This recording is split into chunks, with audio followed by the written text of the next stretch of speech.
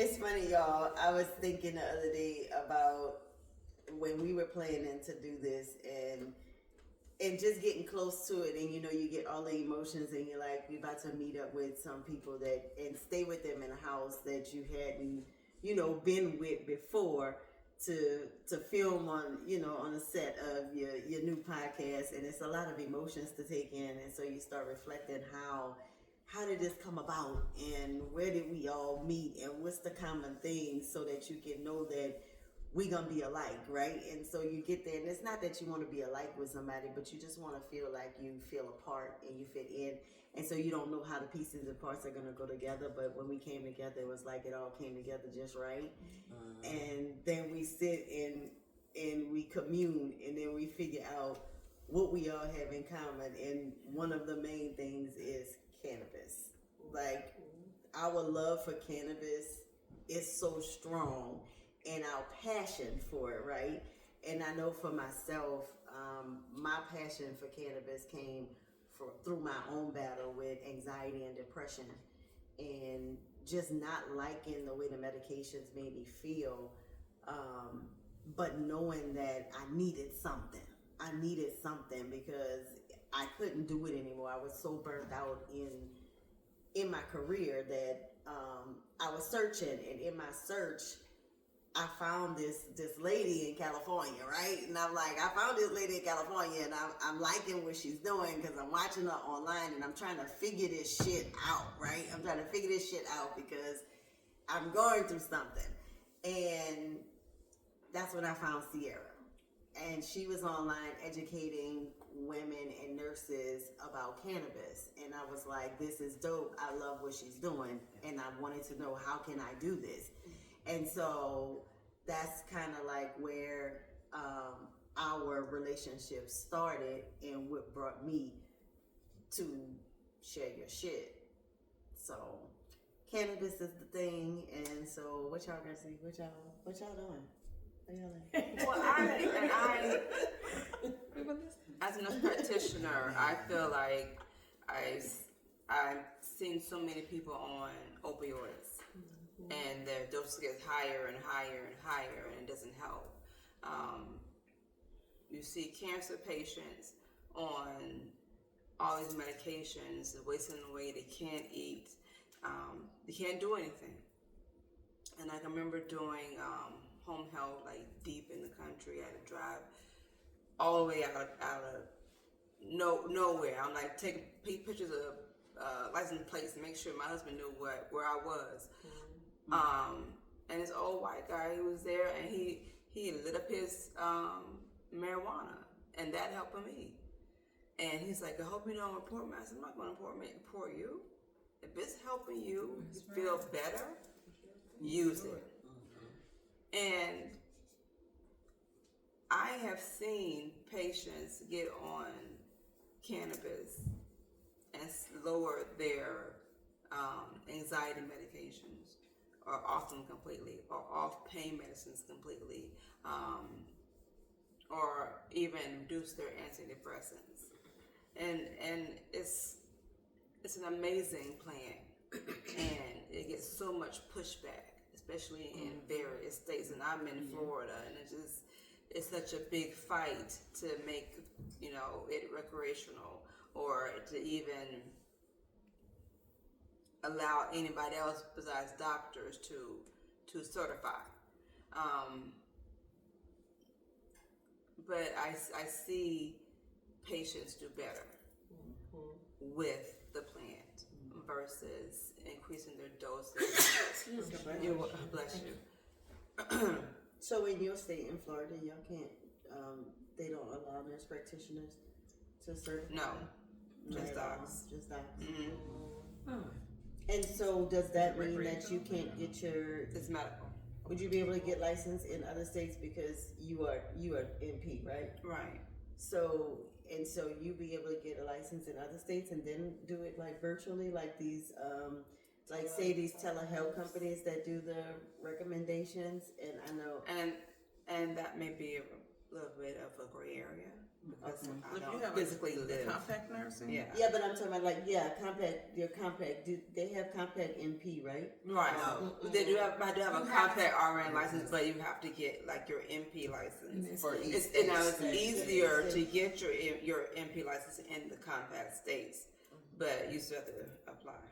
so it's like endorsement, And like with So you any can other. still do it, yeah, Mhm. yeah, In other okay, words. yeah, okay, I was just wondering.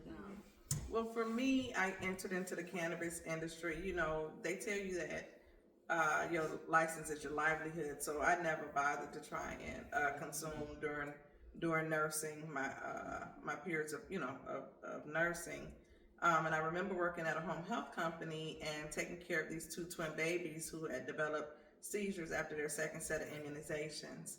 And they were like 5 years old at the time, 4 or 5 years old at the time. And the one of my nurses called and said, "Miss Quinn, we need to call Child Protective Services because the mother wants to put them on cannabis oil." And I said, well, I'm a mother first and I'm a nurse second.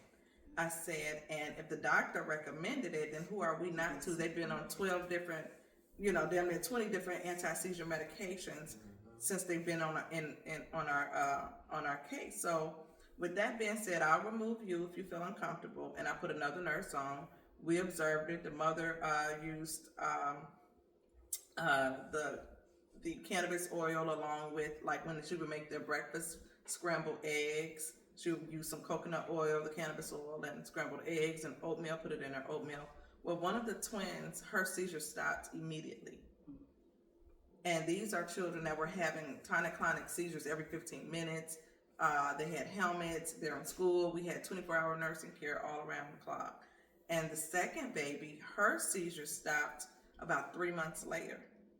And 6 months later after that, we had to discharge them from the home health company because now they're healed, they're playing, they're living their best lives in kindergarten now. No hammers, no nothing. So that, and I'm like, well, dang, well, what's so bad about it? Right. So I began taking courses.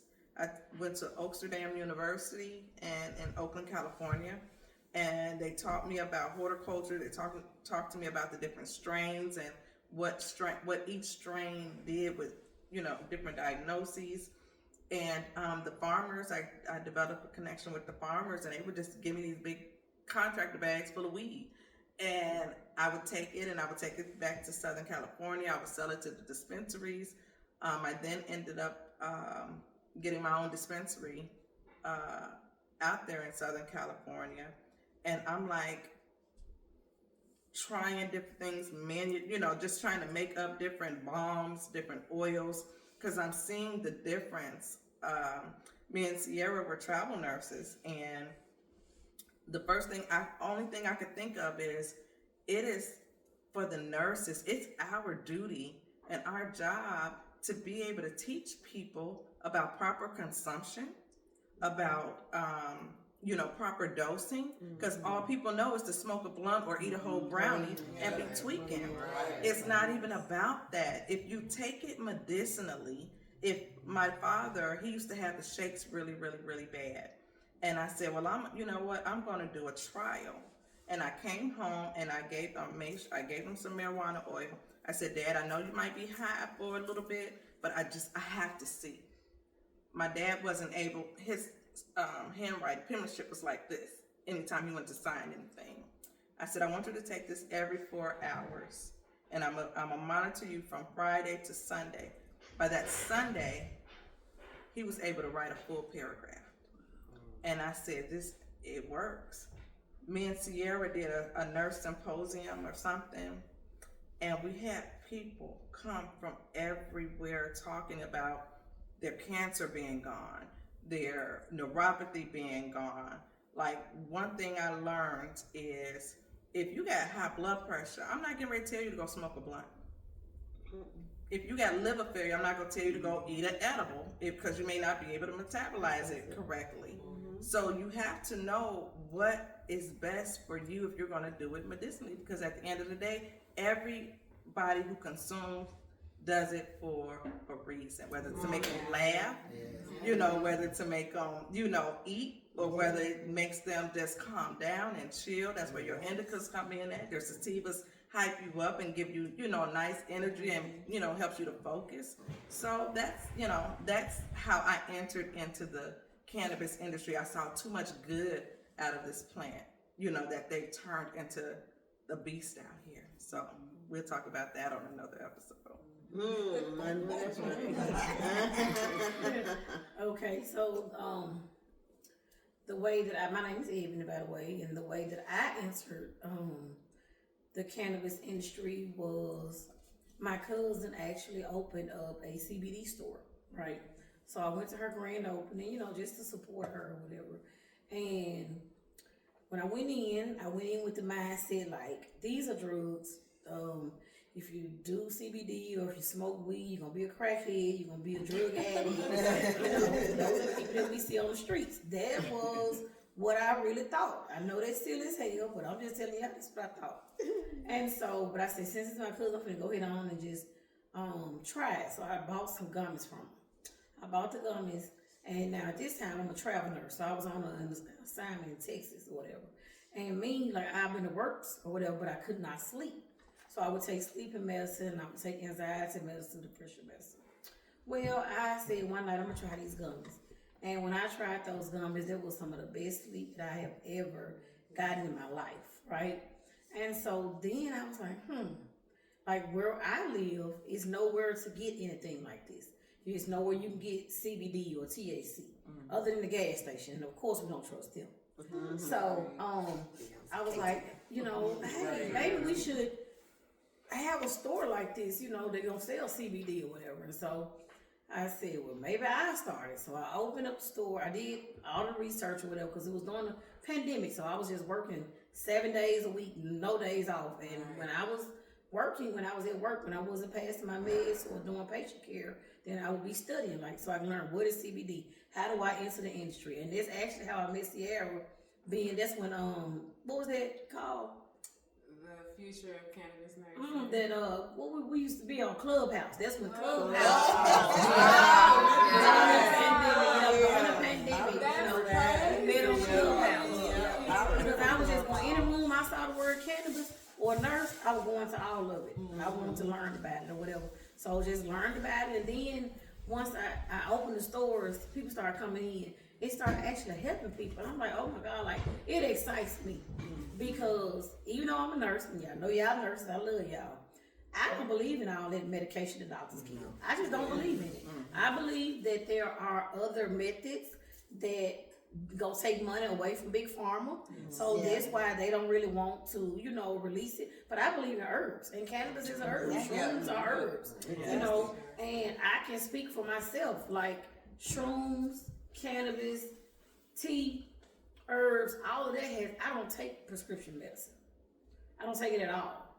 So if it has helped me, and it has helped, I have thousands of customers that it has helped, then I feel like, you know, it's a great plan, and it should be legal for everybody. It should be introduced for everybody. So did I say legal? Legal. Okay, I said legal. That's legal. Okay, legal for everybody. So that's how I got into the cannabis world.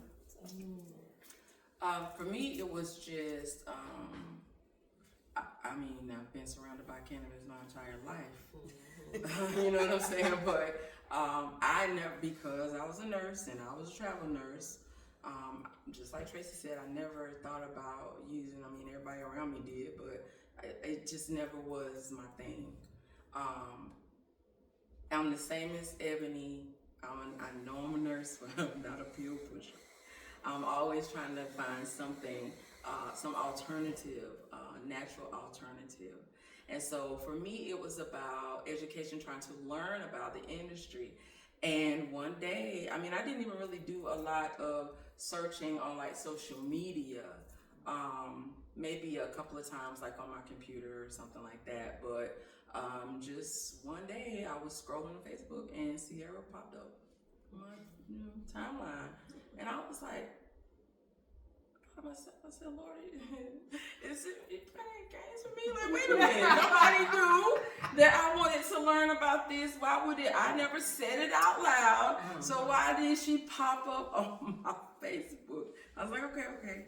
So I went to, she was offering education. You want to know what cannabis is. You want to just find out about it. How it's, we're trying to integrate it into the medical field and how nurses can be champions for this. And I was like, ooh. I love being into like cutting edge things. So as a travel nurse, I don't care anything that was new. I would research the hospital and go in as a travel nurse so I could do it, so I could learn to do it. That excited me. That kept my career going. So anything that was the latest thing, because I was an open heart surgery nurse, anything that was the latest thing in open heart surgery, I am there. I'm going to find a way to get in there so that I can do these things. So the last thing that I learned was robotic surgery. When they first came out, and kind of went over from just prostatectomies and things like that, and now every specialty is using it in some type of way. When it came to hearts, I was like, oh, I gotta do that. And so I went upstate and learned how to do robots. Wow. And so now with cannabis on the scene, I'm like, okay, I live in good old North Carolina, where they proclaim to have all these morals, but nobody lives by them. It looks good on paper. But that's another story for another time. But anyway, I thought to myself, all right, how I want to be able to be educated about it so I can educate other people. And so when I got on her, I think it was Facebook Live, and I listened to, and I was like, she's saying the same thing I'm thinking. How can this be? And then I remember at the end, and I think I was the only person who answered all the questions. You'd ask questions, I answer all the questions. And she was like, come on, everybody, you don't have to be shy. Like, it's a question, just give me your answer, and I'll be the person to answer every time. And so at the end, she offered mentorship, and I was like, yes. And I remember calling her the next day. I was so nervous.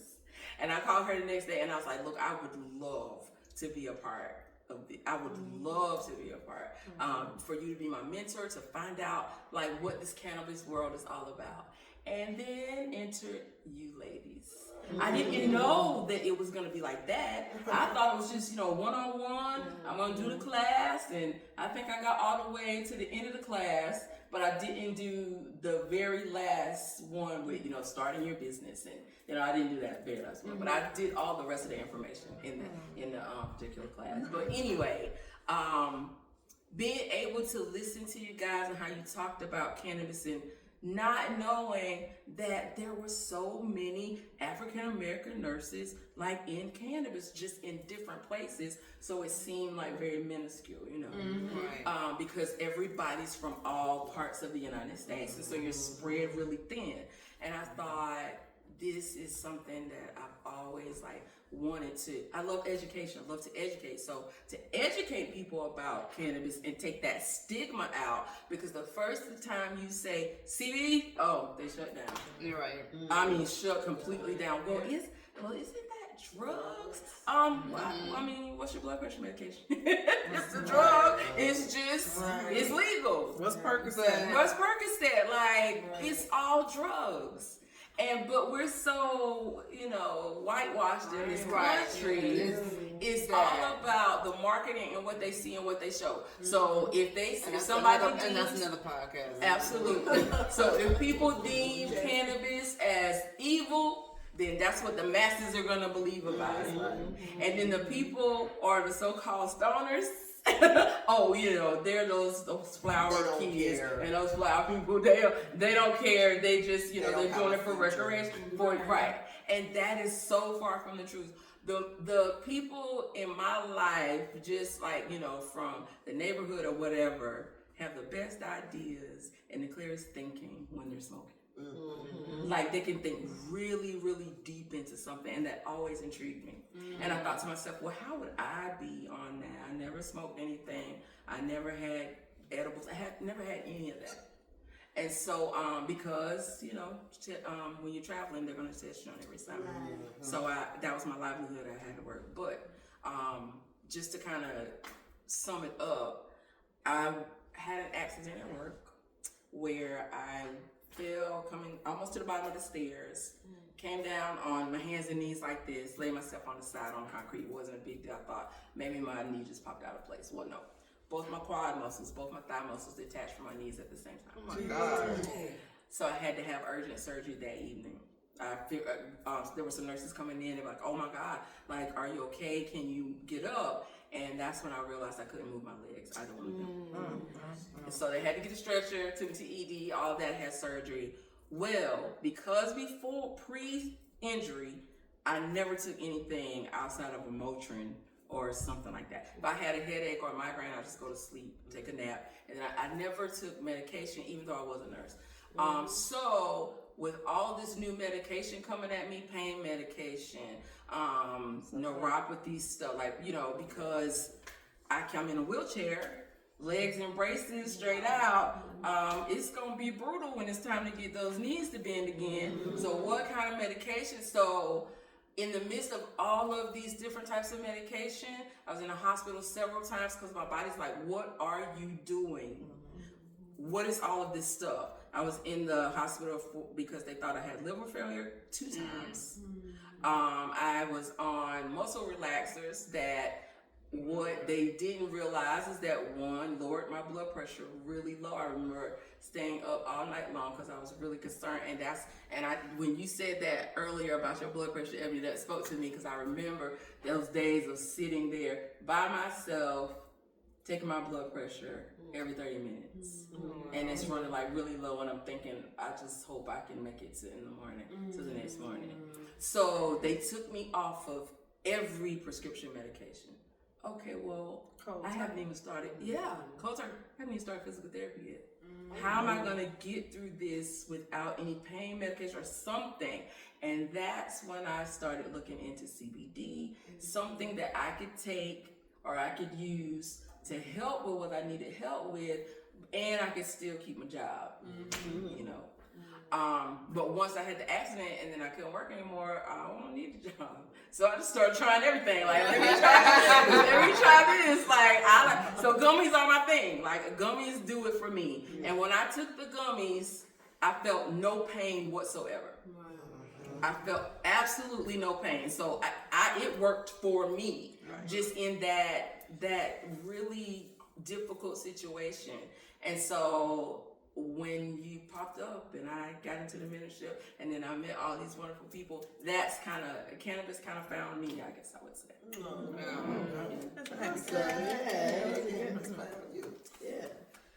Cannabis found me too. And it's so crazy to hear these stories because we forget what our journey is sometimes. When you're going through it, you don't realize it. And so I was the girl, I was a square, right? I was a square. I didn't smoke coming up, nothing like that. Through college, nothing. I remember trying cannabis one time after I graduated nursing school, and I was in St. Louis at the time. And I remember, everybody went around and hit it. Everybody else, their eyes hurt, they leaned back, and I'm sitting there looking at them like, what's going on? I ain't feeling nothing. So y'all stupid. This drug is stupid. Y'all, that's why y'all can't get nowhere like this. Right? That was me. And so how I discovered action cannabis is through my now ex-husband. He was a freaking stoner, right? And I didn't understand it at first. We just go out today, he had smoke before we go, he had smoke before we eat, I was just looking at him like, that's too much smoking. Like, what's wrong with you? Right? But I still, I didn't judge him, I was just like, I didn't understand. Right. Yeah. And what brought me to understanding is he had really bad GERD issues. And I would see him projectile vomiting some mornings. And I remember one morning specifically, he couldn't control it. And he had like a piece of a blunt sitting out. And I remember seeing him light it, and he took about 2 puffs, and it ceased. And that was my first eyes on the medical. I'm like, okay, what did that do, right? And then a patient introduced me more to the medical side. I always say I learned cannabis backwards. You know, again, my husband was a stoner, okay? I learned all the strains. I could smell cannabis and tell you what strain it was, but I didn't understand back then, oh, this is terpenes, oh, this is this. I didn't know those things until I began to study deeper. So I have like this street sense of cannabis that merged with, you know, the medical side. And I would have to say, because I have been in this industry since I started learning about cannabis in 2012, right? So what we did, 13 years, right?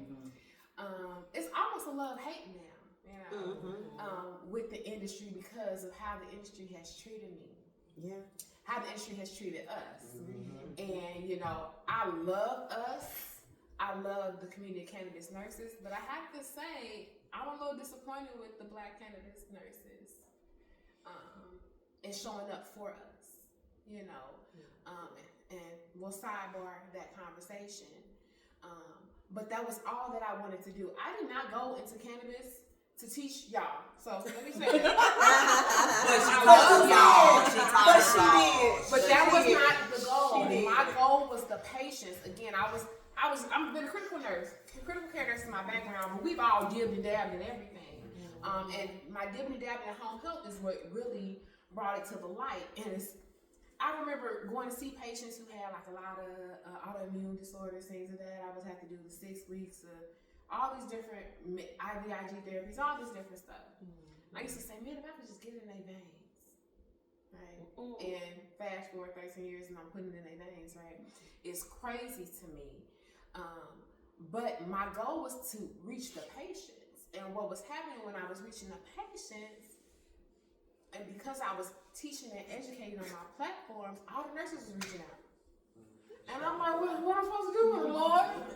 You know? And so that's how I started teaching. And I wanted to make sure what I wanted to bring to the industry was something different. I don't just want to teach people and then leave them there. Like, let's teach it to a purpose. Like, we got to be going somewhere with this. I'm going to sell them a course and then what they going to do. Because I didn't know what the hell to do with the education either. You know, figuring out. I wanted to get CBD to old ladies at the church who had pain. That was my mission. That was how I started the business. I said, well, am I going to shop down, Lord? Are you going to strike me down? Because I'm in the church talking about cannabis. And I never forget, one of my first pastors and my mentors, he was like, so old people don't have pain? That was his first thought. I'm like, you going to be in the church? I'm going to the elderly about cannabis? What do you look like? And so it helped me to remove my own stigma.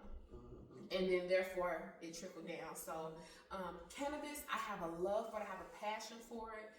There are some things about it that burned me out. And we'll get to that later. But cannabis is also love. Remember, Tracy, when we was at the Cannabis Nurses Association? And just the environment. I didn't really begin to be able to accept being loved until I took a journey with cannabis. Because talk about childhood trauma, baby, I got some stories.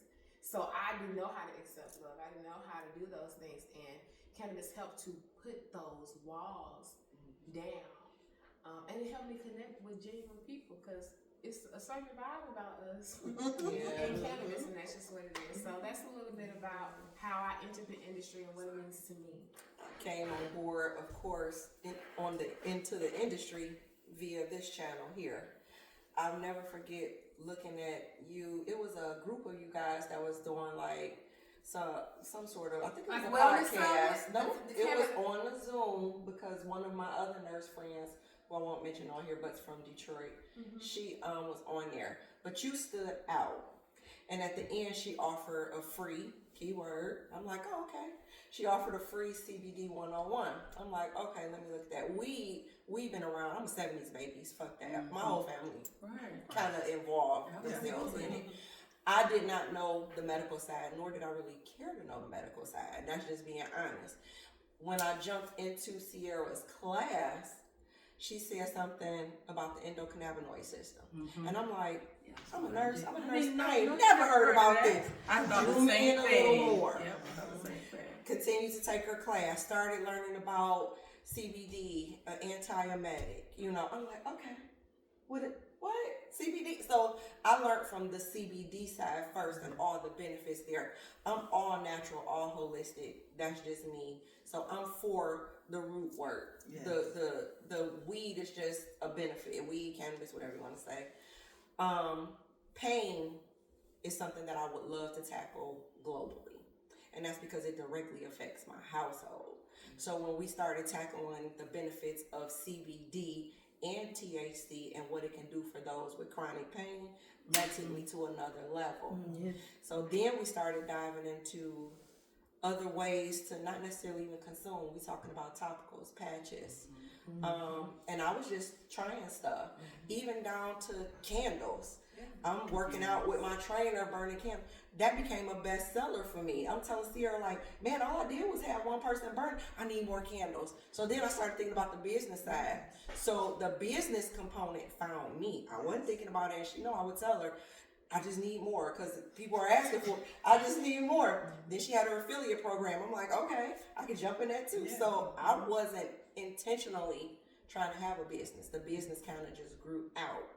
But in the midst of that, my mission still remains the same. Even with this group, I feel like the cannabis plant and holistic living and wellness and health is a way to treat so many illnesses because our bodies and our systems are placed. So we need to learn how to reset multiple systems in our body. The endocannabinoid system being one. Yes. So that's what brought me here. Out of this relationship, I think the first person I was drawn to was this one here because she talked about herbs. Sierra had her in one of our classes. I was like, oh, would she mind if I reached out to her? So I reached out to Ajwan about her herbal living. I started following her on social media. Boom, boom, boom. I think the second person was Roz because we was in the class together. Then I had my little podcast. So from there, everything just kind of branched off, and here we are here. So my love for cannabis has been since I was, long. I don't like to smoke. But Brandon doing a business, coming, and I think God has a bigger purpose for all 8 of us here. I mean, this platform, we're living now in this age of podcasts and, just filtering that information via that route. And it's an easy way to filter information. So I think that all of our individual missions are coming together to make a powerful one mission. So that's my goal in sitting here. And I love the love that I get from these ladies. I get off the phone or a Zoom call, I'm filled up. And there are things that I go through that are traumatic that I haven't even shared, but I know they can feel it. And I know Tracy will throw a prayer out, and I'm like, she don't even know. Baby, she come in like a train with the prayer, baby. You be like, Lord, some put on her today.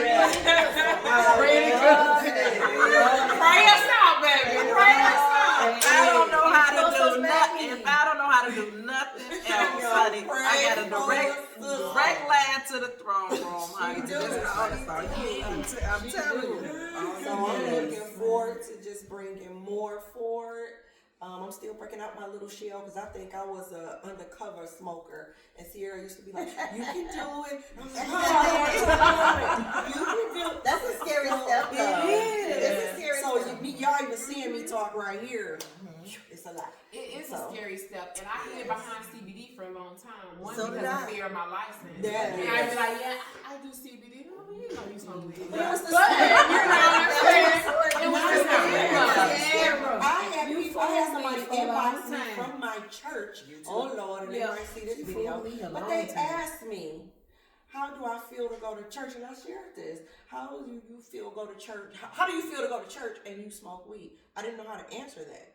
I'm like, well, I don't think I'm going to hell. So let me I don't think I'm going. If I am, forgive me, Lord, just like He forgiven you for your sins. And let me share this. Genesis 1:29, and God reminded me of this because I ended up going to prison for 3 years, and this is going to be another story, when I share that shit. But He told me, He said it's not about the weed. He said because Genesis 1:29 says, I give you authority over every green plant that produces seed. Cannabis is a plant that produces seed. So sometimes when y'all getting these bags and y'all be like, oh man, they got all these seeds, y'all better cherish them seeds. Y'all better keep them again. Okay? That might be seeds. Might be a little plan that we might mesh together. You know, because if you think of even just now, why do you think everything is becoming seedless?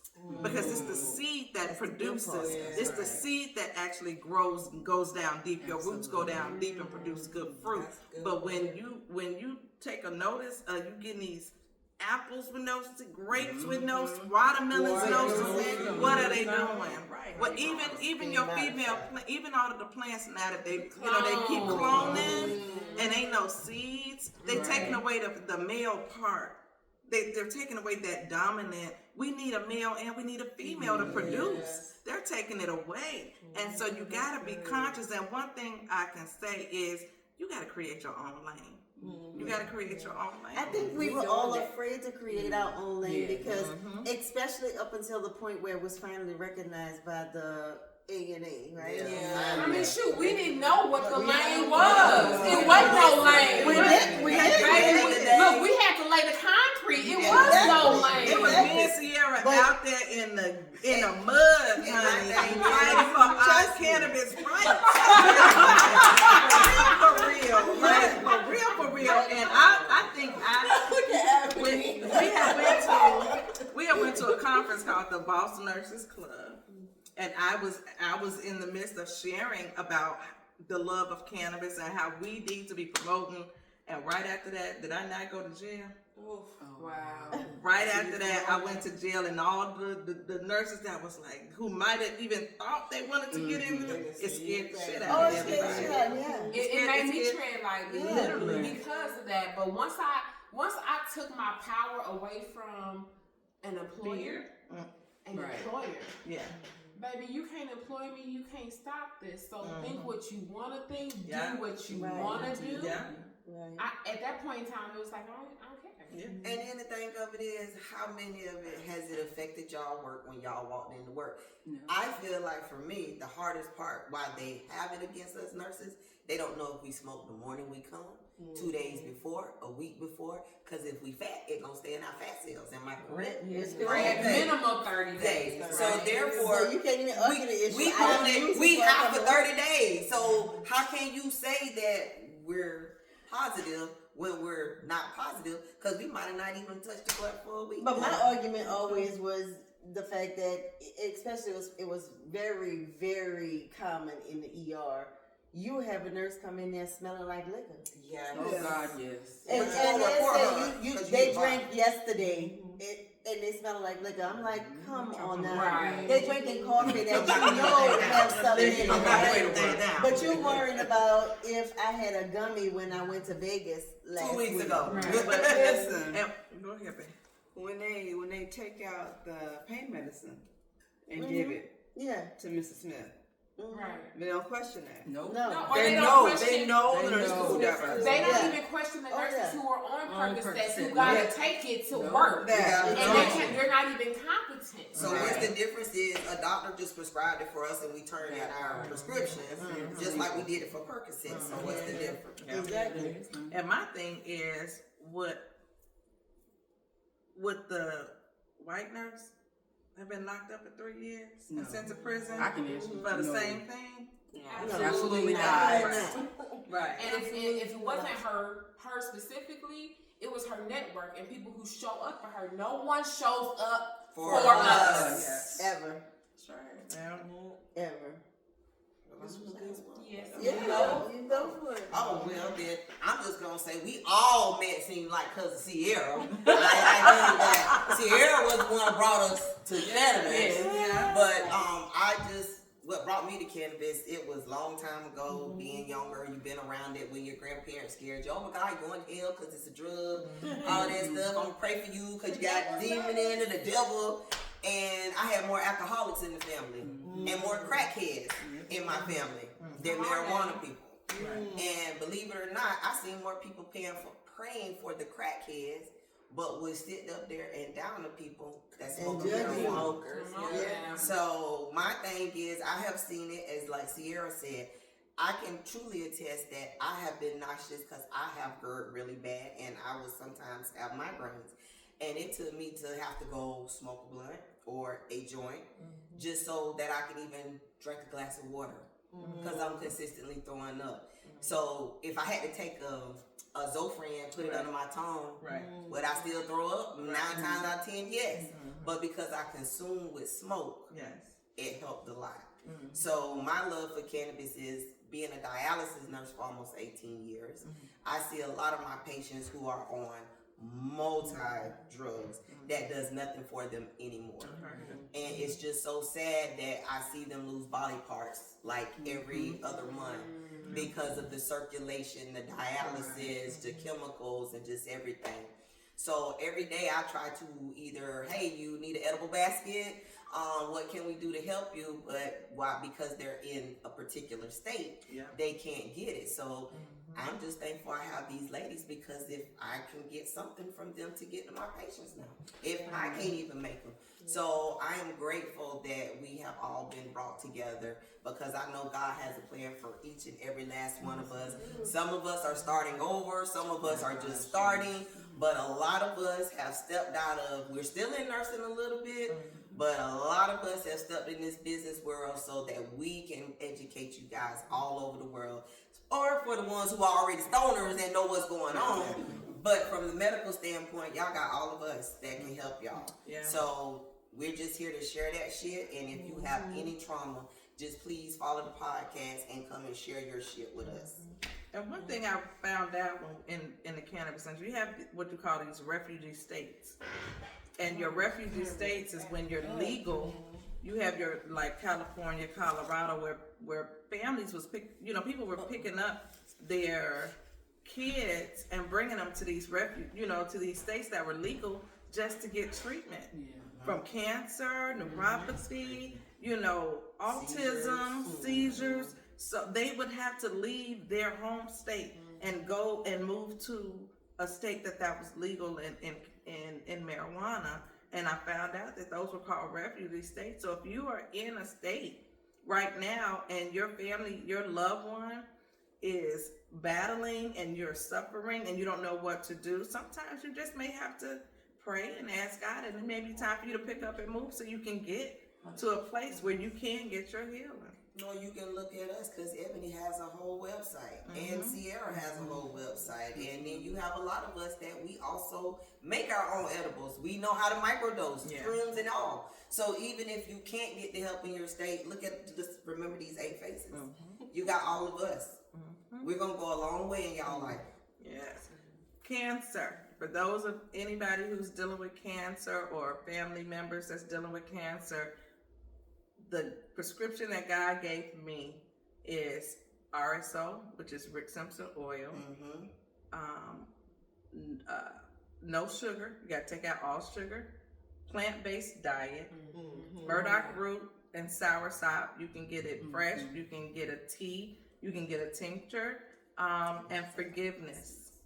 Forgiveness was the #1 key, because cancer grows and thrives in unforgiveness and in hatred. So the power of sharing that shit. I remember when I had my first oncology patient, and I picked up the phone and I called Tracy, because I'm like, I know of it, but I didn't know a full state. She said, "So let me tell you," and she gave me that recipe, right?